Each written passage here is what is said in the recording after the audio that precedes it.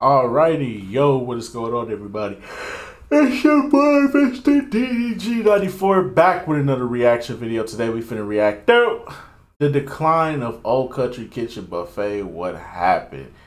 Um, I know up in Milwaukee, we been got rid of all our Old Country buffets. They been gone. Um, Down here though, there is an Old Country Kitchen buffet down here where I'm at. I don't know if it's open because I've never seen. I've every time I've drove past it, I drove past it on like holidays or late nights. So I've never seen it open. So I don't even know if it's open, but it's the sign is up, so it must be open. But I never know. I don't know. I passed it up so many times when I did have a car. But it was late at night. But anyways, though, without further ado, man, let's get right into this. The decline of Old Country Kitchen Buffet. Let's get right into it. Yeah, yeah, yeah, yeah, yeah, yeah, yeah. Old Country Buffet was a popular restaurant chain found mostly throughout the Midwestern part of the United States, and a lot of people, including myself, have good memories eating there. Let me know if you're the same way, but when I was younger, the part that always stood out to me was all the dessert options. They would have a bunch of tiny plates with these cube-shaped slices of cake that you could just grab, and boy did I grab them. Thanksgiving meals and trips to Old Country Buffet as a child are probably the fullest I have ever been in my life. I get happy just thinking about that place, and I continued to go there until it wasn't an option anymore. See, that's the thing. Old Country Buffet no longer exists, and as far as I could tell, there are 0 locations in operation, and it's looking unlikely that will change anytime soon. Would you even believe me if I were to tell you that the parent company of Old Country Buffet has filed for bankruptcy 3 times? Well, that would be inaccurate because it's actually been 4 times, which I believe is more than any other company I've covered on this channel. It happened in 2008, 2012, 2016, and 2021, coincidentally coinciding with the Summer Olympic years. Holy cow, I'm trying to make light of the situation because it's upsetting. It has been a long, drawn-out decline that has left a lot of people wondering what happened. Viewers have been leaving comments on my channel for years now, requesting that I make this video explaining why America's once largest buffet chain has completely shut down. It is a significant story that heavily ties into some other major buffet chains, like Hometown Buffet and Ryan's. All of them are gone, and I'm going to do my best to explain why by outlining what I believe to be 5 of the biggest reasons behind their decline. But first, let me take a little bit of time to explain why they were so successful in the first place. In 1983, Roe Hatlin and Dennis Scott came together to co-found Old Country Buffet. They both had experience in the restaurant industry, having been important figures at a different chain called King's Table, so they were able to use their reputation and connections to raise enough capital from investors to open the first ever Old Country Buffet in early 1984, and it was almost an instant success. Sales for that first year were almost double their expectations, and it grew quickly. By the end of that decade, it was a publicly traded company with 70 restaurants generating over $100 million in sales each year. And they were so successful because in a lot of ways, they stood out from most of the other cafeterias and buffet chains. Some of the bigger differences would be the fact that it was all-inclusive, meaning you pay once when you walk in and get access to everything, including the beverages, the salad, and those delicious desserts, as opposed to paying for each item individually. The food was cooked in small batches, as opposed to cooking a bunch of it ahead of time, and that helped ensure that the food was always hot and fresh and gave it a higher quality appearance. Finally, the scatter bar format, as they call it. In 1989, they started putting the food out at different islands scattered around, as opposed to the traditional straight line format that was being used by practically everyone else at the time. The advantage there is that people can get to the food easier and typically don't have to wait in line for it. Throughout the 1990s, everyone else started adapting that same format. They say that it had a 17% compound annual growth rate throughout that time. These are all things that most of us probably don't think too much about when we're there, but Old Country Buffet kind of helped evolve the format, and they had a lot of success because of it. If I had to pick out a single year as being their absolute peak, when they were at their biggest and most promising, right before things started to go downhill, I would say that year is 2000. They were the biggest buffet in the country, claiming to hold a 22% share of the No doubt. 2000. Ooh, I can't tell you how many times I've been in Country Kitchen Buffet in the year 2000 to like 2003. I can't tell you how many times I've been to Old Country Kitchen Buffet. Oh man, I'll talk about it at the end though. The market, making them almost twice as big as anyone else, and maybe even more impressively, they were on a streak of 12 consecutive quarters of same-store sales growth, basically meaning that they were getting more and more traffic in the restaurant. And the reason that I say that this was a turning point for them leads me to the first reason on my list: a leveraged buyout. I know that viewers of this channel get concerned whenever I say those words, and here is a perfect example why. In the year 2000, the executives at Old Country Buffet felt that the company was doing much better than the stock price reflected. When you see something being sold for less than you think it's worth, it might be smart to buy it, right? And that is exactly what they did. They brought together these New York-based private equity firms, borrowed a bunch of money, and paid more than $650 million to buy the company from the public and take it off the stock market. Prior to the deal, the company held something like $40 million in debt, and after the deal, it was over $400 million. Significantly higher, but likely still manageable if the company were able to continue growing and live up to those high expectations. Well, I'm sure you could see where this is going. In the following years, for multiple reasons, people weren't going to the Old Country Buffet nearly as often, and sales fell. Profits weren't as strong as they needed to be to comfortably cover those interest payments. They started closing some of the worst performing restaurants as a way to limit the losses and become more efficient, but you can't really downsize too far when you're still responsible for paying back $400 million.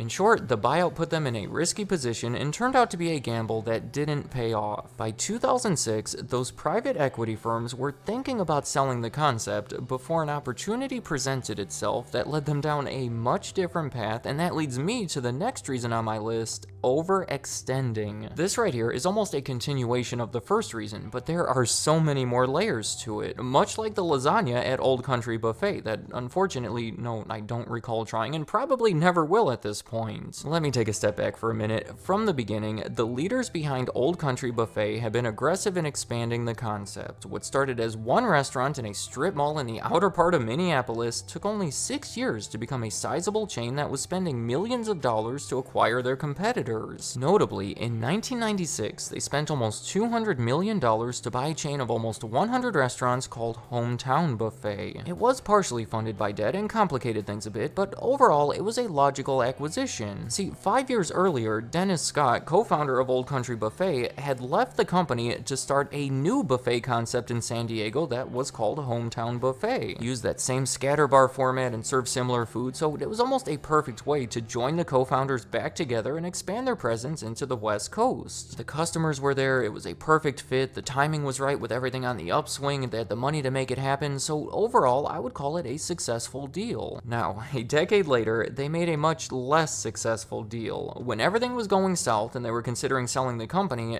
things were also starting to go south for another major buffet concept called Ryan's. The owner of Ryan's expressed interest in selling it, so the owner of Old Country Buffet took the opportunity to buy it. The reasoning behind the decision is that there is strength in numbers. Scaling the business would theoretically lead to savings, and plus Ryan's was considered a southern chain based in South Carolina, so there was very little geographic overlap between the three chains. It was kind of like a cool opportunity to become this super chain of buffets with 675 restaurants across the country, Hometown along the West Coast, Old Country in the Midwest, and now Ryan's in the South. But unlike before, it wasn't great timing. It was a struggling chain buying another struggling chain. It wasn't a perfect fit because there was no prior association between them, and Ryan's had much more emphasis on steak and grilling. But most importantly, this time Old Country Buffet didn't really have the money to do it, and they paid a lot of money for it. They bought Ryan's at an almost 50% premium over its trading price, and a lot of it was funded by debt. By the end of it, they owed $800 million that, again, they really could not afford to pay. The following year, that combined company had sales of almost $1.4 billion that, partially because of such high debt payments, they ended up losing over $100 million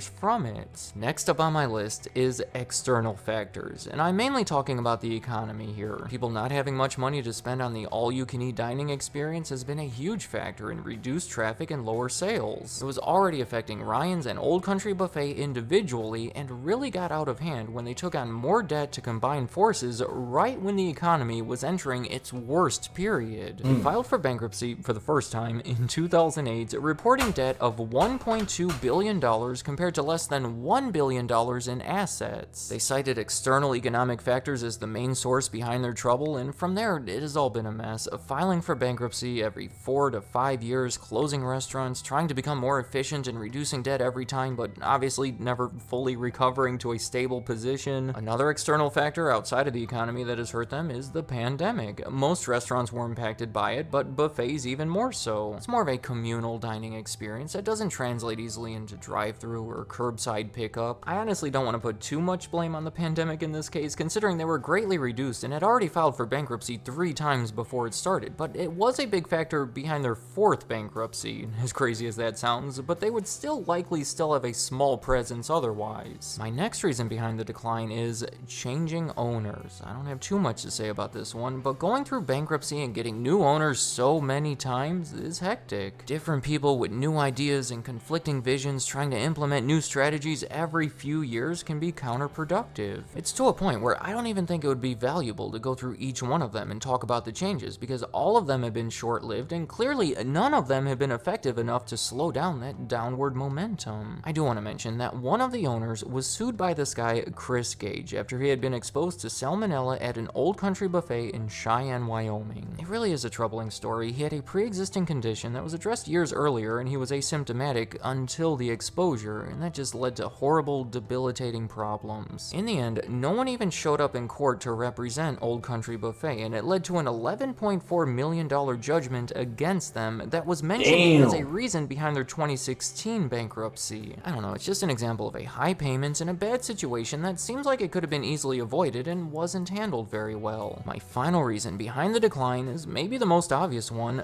becoming outdated, and there's a few different ways you could look at this, one of them being the food itself. From the beginning, the menu at Old Country Buffet was based on traditional home-cooked meals, fried chicken and mashed potatoes, things along those lines that probably don't have the greatest health content. As people have become more conscious about their health and their diet, we can theorize that eating large amounts of seemingly unhealthy food has become less attractive to the average consumer. I mean, buffets in general have struggled. I've made multiple videos on this channel about failed buffet chains already, and there's probably more to come. Part of that is likely due to a decline in casual dining. Fast casual restaurants have become so much more popular since Old Country Buffet and all the others were at their peak, and so has home delivery. People are eating at home today way more compared to the 1990s. Overall, Old Country Buffet, I think anyway, was a concept that was much more attractive to an older generation. In fact, if you look them up on the internet, the most common result you will find today is an awkward training video that I have to think is probably the only exposure that many younger people have had to the restaurant. And most of the awkwardness of it stems from this guy who works there trying to make conversation with the customers. Have you tried the lasagna?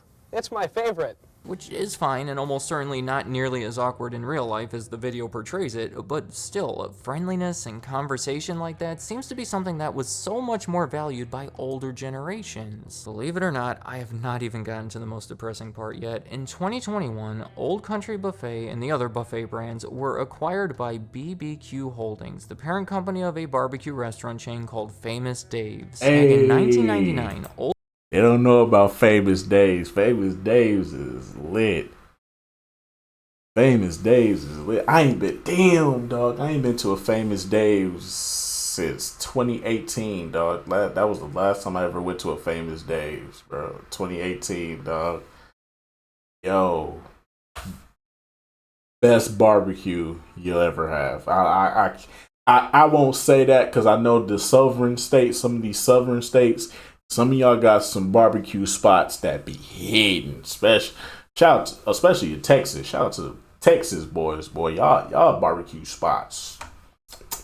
Finger licking good, my nigga. But Famous Dave's, fire. Old Country Buffet had bought a small chain of California steakhouses called Tahoe Joe's, and ever since it has remained an almost insignificant part of the company. Well, BBQ Holdings bought all of it as a package deal through the bankruptcy court for $4.7 million only because they wanted those steakhouses to complement their existing ones. Their CEO says he has no plans on reopening Old Country Buffet or any of the others. They just sort of came along with the deal. It is so crazy to think that this billion-dollar business Pass that so many of us have great memories attached to has been reduced to something so small that it was bought by someone who did not even want it. Enough time has passed to where at this point I'm going to guess that a lot of the viewers here are more familiar with the Golden Corral, given it's the new biggest buffet chain in the country. But I will say right now that they have been so much more successful over the past 25 years because they avoided most of these issues. They have been more proactive in adapting. For example, they didn't even start out as a buffet and have made major changes since. They have been more conservative and managed debt much better. They have had much more consistent leadership. In fact, the founder is still involved with the company. It's just a quick explanation as to why such seemingly similar restaurants have had such different results. Thank you for watching. Hey, that's how it be though, man. But anyway, so that's just gonna about do it for this one, man. Man, Old Country Kitchen Buffet, like I said, there is one down here. I don't know if it's open. I believe it's open because the sign is still on the building. And it does seem like there is action going on there, but like I said, I've only seen that Old Country Kitchen Buffet like late at night. So yeah, I don't know if it's open, but I'm pretty sure it is. If I look it up, I'm pretty sure it is. But anyways, though, that's just gonna about do it for this one, man. Going to Old Country Kitchen Buffet back in the early 2000s for me, I have to say the best thing I ever had there had to be the pot roast. The pot roast, the macaroni and cheese. They had burgers too. They had burgers, hot dogs too. Yeah. The one I went to, they had. I don't know about everywhere else, but I know the one I went to, they had burgers, hot dogs. Get the macaroni and cheese with the mashed potatoes and the gravy. The rolls, oh my god, them rolls used to be hidden. I think that was the best part. I do remember their lasagna. Their lasagna was pretty good too. Their lasagna is pretty good. I ain't been to an Old Country Kitchen Buffet since 2007. Yeah, 2007. That was the last time I went to an Old Country Kitchen Buffet.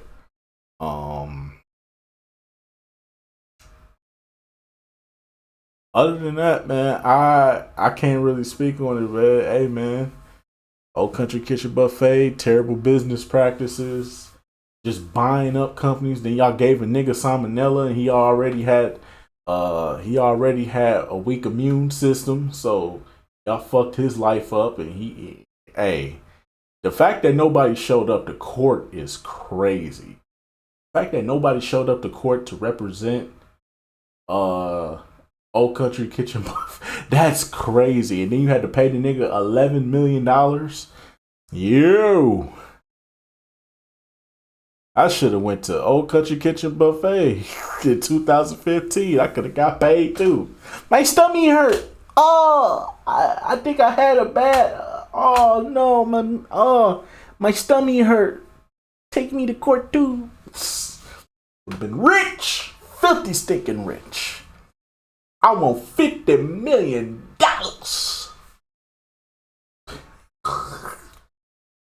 But anyway, so that's just gonna about do it for this one, man. I'll see y'all in the next video. Till then, peace out.